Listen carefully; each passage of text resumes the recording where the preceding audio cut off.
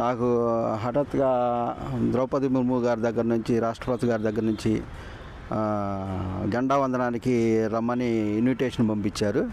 ఆ ఇన్విటేషన్ రావటం నేను చాలా సంతోషంగా భావిస్తున్నాను.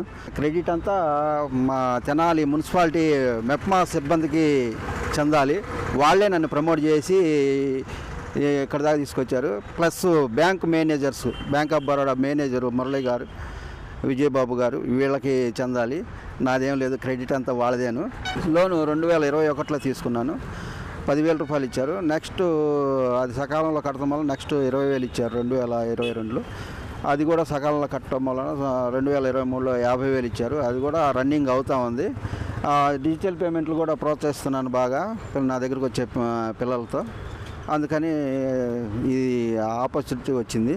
దానికి చాలా సంతోషిస్తాను. మాటల్లో చెప్పరాని సంతోషంగా ఉంది నాకు.